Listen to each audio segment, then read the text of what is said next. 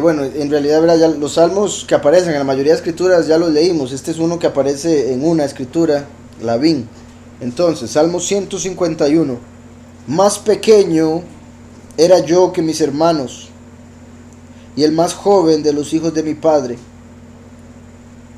Así que él me puso como pastor de sus ovejas y gobernante de sus cabritos. Esto es, bueno, interesante. Recuerden, el término pequeño no solo se refiere a pequeño de tamaño, sino pequeño de edad.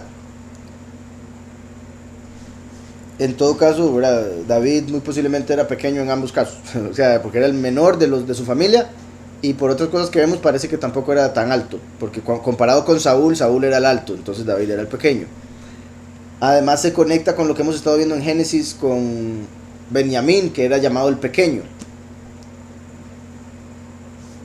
Igual que Paulus quiere decir pequeño, y Mardoqueo quiere decir pequeño. Entonces, esa idea de pequeño es, por un lado, lo que respecta a Mashiach, que siendo el más grande se hizo pequeño, siendo rico se hizo pobre para darnos a nosotros la riqueza celestial. En lo que respecta al último, bueno, y Yahushua también, verá que dice la escritura que apareció pequeño en el aspecto de apariencias, o sea que era humilde y no era de muy buena apariencia para que no lo siguieran por cómo se veía. El hecho de que Pablo, Mardoqueo, todos esos que mencioné que tengan que ver con pequeño, eso parece indicar que el último sería pequeño, porque todos ellos representan al último, por ende el último lo más seguro sería pequeño, que es parte de como ladrón en la noche, que no lo reconozcan, porque en este mundo, como la gente que se deja llevar por los ojos, que se deja llevar por la vista, a ver para creer, se deja, o sea, de verdad que les llama la atención mucho la altura de un hombre, por ejemplo. Entre otras cosas, ¿verdad? Ver un hombre alto es como, wow, este hombre puede, quién sabe qué cosas, alcanzar algo, lo más que puede hacer. Entonces, hay mucha gente que eso lo ve como, y por eso de hecho hay un libro que se llama El caballo de Troya, de un hombre que dice haber ido al pasado y haber visto a, como él le dice, Jesús. Y dice que era un hombre altísimo, corpulento, pelo como dorado, como, ¿verdad?, de oro. Estilo Hollywood, lo que han pintado de lo que supuestamente es un hombre bien parecido, como el modelo del hombre. Pero la escritura dice que Yahushua no se veía como un modelo, todo lo contrario. Entonces, para que no lo siguieran por cómo se veía, ¿verdad?, lo seguían por comida, lo seguían por milagros, no hombre, tras de eso, si se viese bien, no, todo el mundo lo anduviera siguiendo por razones que no son ninguna. Entonces, en lo que respecta al último, parece venir pequeño porque viene como ladrón en la noche. En este mundo exalta mucho la altura y por ende un hombre pequeño lo ven como, y es rarísimo, pero es muy común. Ahora, aquí en Costa Rica muchos somos pequeños, pero hay unos más pequeños que otros, y los que somos pequeños, ¿verdad?, en colegio y cosas así, siempre hay chistes, siempre hay esto, siempre hay lo otro, y bendito Yahweh que hasta eso mismo lo ayuda a uno a crecer, a fortalecerse. Y esas son cosas que gente alta no tiene. Y son fortalezas intelectuales. Igual que, por ejemplo, hay muchos que no son físicamente muy hermosos, muy bien parecidos, pero son buenos para los chistes. Y andan con unas mujeres hermosas que muchos hombres físicamente bien parecidos se las envidian, ¿verdad? Muchos hombres bien parecidos que por cómo se ven no necesitan mucha personalidad. Entonces su personalidad es de lo peor. Mientras que otros han desarrollado una personalidad sorprendente. Porque sí, el rostro no les ha ayudado mucho, ¿verdad? Son abstractos. Entonces, ahora volviendo a esto. Más pequeño era yo que mis hermanos, y el más joven de los hijos de mi padre. Entonces esto es un contraste con Saúl, que era el más alto de Israel. Todo el mundo le llevaba del hombro para abajo. Entonces todo el mundo, a Saúl, y él era el rey. Pero en realidad fue rebelde, era puro apariencia. Igual que Lucifer, el ángel más hermoso que hubo, pero se quedó en apariencia porque se rebeló, igual que Saúl. Entonces Yahweh lo cambia por otro, el último, que es como David, pequeño en comparación con Saúl. Y pequeño en el sentido de menor de edad, de tamaño y de importancia, porque para el papá y para sus hermanos, David era un hijo de fornicación. Porque la mamá de David quedó embarazada. Es que bueno, la historia es larga, pero el papá de David, Yishai, llegó un momento donde se dio cuenta que había una prohibición de unirse con Moab, pero Yahweh prohibió casarse las mujeres con los hombres de Moab, pero él pensaba que era en general con cualquiera de Moab, y él era el descendiente de Ruth, que era moabita, que se casó con Boaz, Yahudí, y de ahí vino Obed y de ahí vino Yishai. Entonces Yishai, de donde vino David, Yishai dice, uy, mi abuelo se casó con una moabita, lo cual no es permitido, entonces yo no soy verdadero Yahudí, entonces no me puedo casar con una Yahudí. Entonces se divorció de su mujer y quiso unirse a su esclava, a su sierva, porque dijo, si soy como siervo, soy como esclavo, voy a estar entonces como esclava. Pero la esclava no se atrevió porque respetaba mucho a su ama. Entonces le dijo a la que se convirtió en madre de David, vea que su marido quiere conmigo, entonces hagamos esto, hagamos las de Raquel y Lea, y entre usted en vez de mí. Él va a pensar estar conmigo, pero va a estar con usted, igual que Jacob pensó estar con Raquel, pero estaba con Lea. Entonces él se acostó con ella pensando que era su esclava. Días después aparece su ex esposa embarazada y dice, ay, esta mujer, vea, en adulterio, qué bárbara, en fornicación. Y era de él mismo. Cuando nace el hijo, después él se dio cuenta que la prohibición era solo para casarse con hombres moabitas, no mujeres. Entonces volvió a estar con su esposa, pero a su hijo siempre lo vio raro, como este no es mío. Entonces lo mandaba a hacer todo el trabajo fuerte, estaba con sus hijos en casa y lo mandaba a David, vaya usted a trabaje, porque lo veía como de fornicación, está claro, lo veía como de otro. Y Yahweh reivindicó a la esposa de él y a David cuando llegó Shemuel para buscar al nuevo rey de Israel. Y Yishai trajo a sus hijos, pero dejó a David trabajando. O sea, pensó que David no podía nunca llegar a convertirse en el rey, ni siquiera pensaba que era de él. Entonces, traigo mis hijos, ok, traigo estos, aquí están. Y Shemuel dice, aquí no está. Después de equivocarse, se equivocó con uno, y Yahweh dijo, ese no es. No pongas tus ojos en lo que los ponen los hombres, no pongas tus ojos en la apariencia, porque tú lo aceptas a él, pero yo lo desecho. El hermano más grande de David. Entonces Shemuel dice, aquí está el rey, y Yahweh dice, te equivocaste. Y eso fue para rectificar un pecado de Shemuel, cuando un día andaba diciendo, yo soy el vidente, como yo soy el que ve, y Yahweh le quitó la vista un momento y cometió ese error. Entonces, después de que Yahweh le dice, aquí no está, le dice a Yishai, ¿usted qué, no tiene otro hijo? Porque Yahweh me está diciendo que no está aquí. Y dice, ok, el que está con las ovejas, déjame un toquecito, David. Entonces ahí cuando Shemuel dice, este es el rey de Israel, ahí fue donde el papá Yishai y todos sus hijos dijeron, de ahí sí, entonces sí es hijo de Yishai. Entonces sí es hijo correcto, no de fornicación. Y la mamá estaba yendo afuera porque la pobre había sufrido, porque la habían visto como la peor mujer. Entonces, más pequeño era yo que mis hermanos, y el más joven de los hijos de mi padre. Curioso eso, de mi padre. No dice de mi madre, porque eso podría dar a entender que quizá venía de otro padre. ¿Sí me explico? Más pequeño era yo que mis hermanos y el más joven de los hijos de mi padre. Así que él me puso como pastor de sus ovejas y gobernante de sus cabritos. Ovejas y cabritos, pastor y gobernante, pocos y muchos. Buen pastor para los pocos que son como ovejas, y regir con vara de hierro como gobernante sobre los muchos que son como cabritos. Separa las ovejas de las cabras, recuerda. Mis manos formaron una flauta y mis dedos una lira para rendirle honor a Yahweh. Hermoso. Entonces él, ¿verdad?, se hizo sus propios instrumentos. De hecho se dice que él inventó un arpa de 10 cuerdas, posiblemente esta que dice aquí. Pero entonces él con sus propias manos hizo una flauta, hizo un arpa para poder alabar a Yahweh. Yo me ponía a decir dentro de mí, las montañas no pueden decirle lo que en verdad ellas testifican.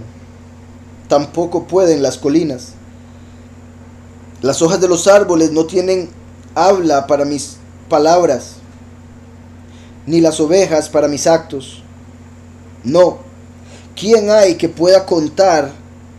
¿Quién hay que tenga habla y pueda relatar qué es lo que estoy haciendo? Sin embargo, aquel que es el soberano de todas las cosas, lo vio ciertamente. Aquel que es el Elohim de todas las cosas, oyó, y él mismo prestó oído. Qué hermoso, y es que también, ¿verdad? Ponerse a pensar, porque nosotros estamos en el fin de la historia, cuando 99% de las cosas ya se han pensado, ya se han hecho. Entonces ahora uno le vienen pensamientos de ya sea de memoria espiritual, de programación por televisión, o de la experiencia de la vida que tiene, etcétera. Un montón de cosas que pueden venir a la vida, a pensamientos. Como por ejemplo este pensamiento. Mi punto es que hace milenios el pensamiento estaba más nuevo. Como ponerse a pensar, estando solo, imagínense en una montaña, y decir, aquí quién me ve.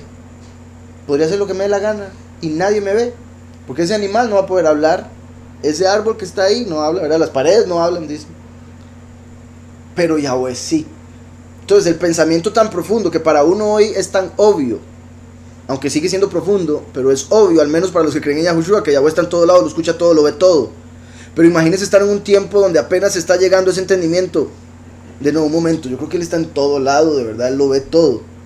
Es algo que para la carne, para el humano, que solo puede estar en un lugar a la vez, es muy difícil de comprender. Por eso es algo a lo que hay que llegar a través de la meditación, como lo estaba haciendo aquí. Meditación en la Torah, ¿verdad? Y en Yahweh, no meditación de...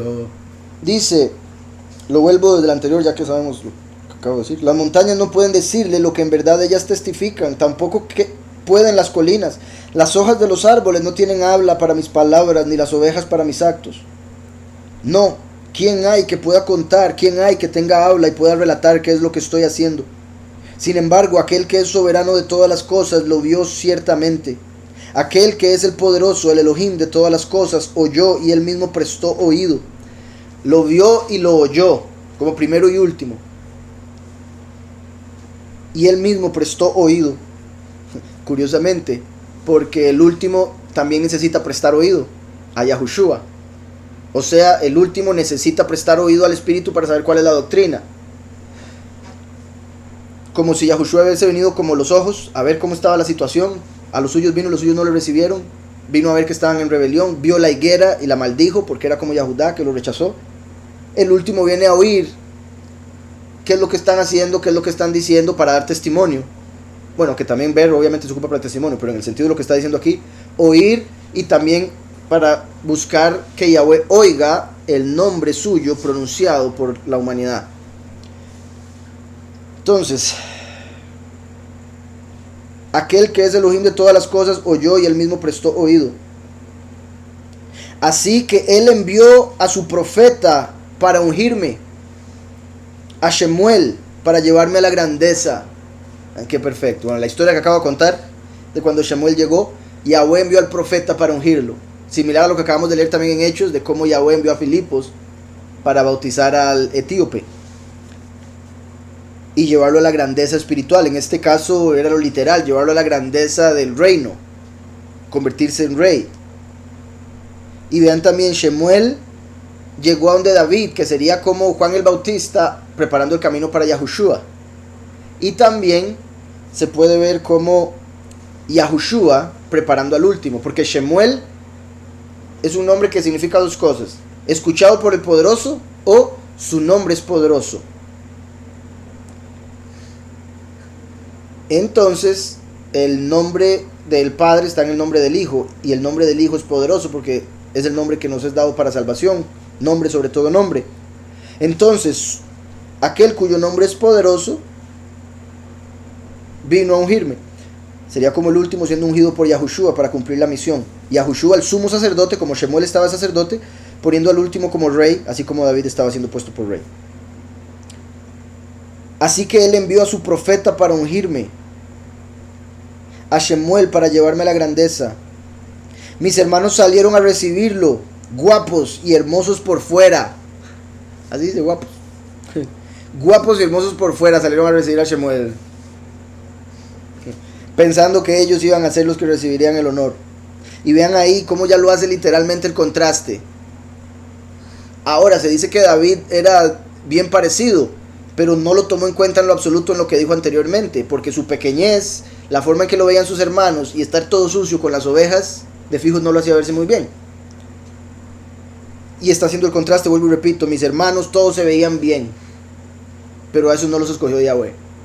Y vean lo que estaba diciendo antes, las hojas no pueden testificar lo que hago, las ovejas tampoco, esto y lo otro no, pero Yahweh vio, y por eso envió a su profeta a ungirme como rey. O sea, Yahweh me conoce, y porque me conoce y me ha visto en lo privado, en la intimidad, cuando he estado cantándole, cuando he estado haciendo instrumentos, cuando he estado apartándome, por esas razones me escogió y me ungió enviando a su profeta. No así con mis hermanos, que por fuera se veían como mejores. Entonces, él envió a su profeta para ungirme, a Shemuel para llevarme a la grandeza. Mis hermanos salieron a recibirlo, guapos y hermosos por fuera. Eso es clave, por fuera. Nada más. Elevados de estatura. Entonces él era pequeño de estatura. Con espléndidos rizos. Pero Yahweh Elohim no los eligió. Por mí fue que él envió y me sacó de detrás de las ovejas y me hizo ungir con aceite apartado. Al ser ungido se convierte en Mesías, porque en hebreo Mashiach es él ungió, Mashiach es ungido. Entonces cuando él ungió a David, lo volvió un Mashiach, para representar obviamente al Mashiach.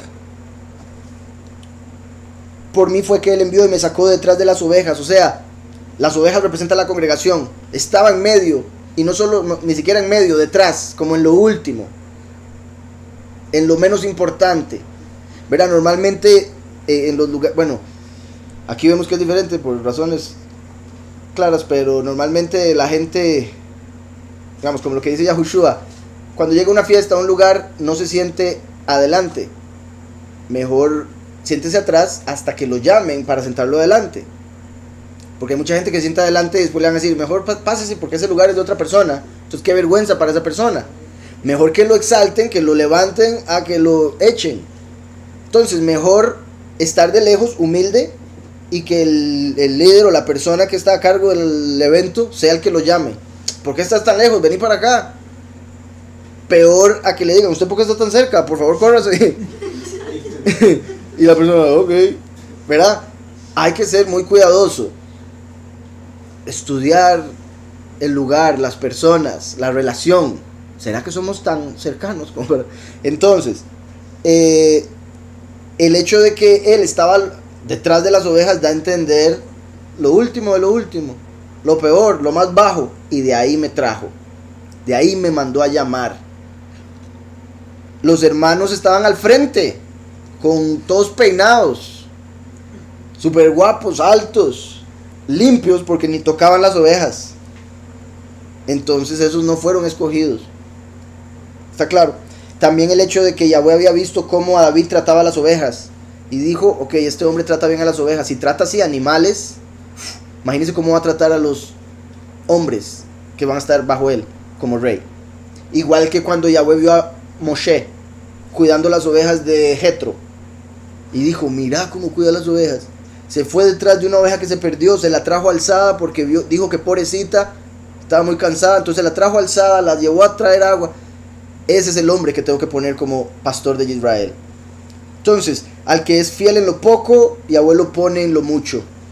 Él vio que Moshe y David eran fieles con las pocas ovejas y Yahweh los puso sobre muchos hombres.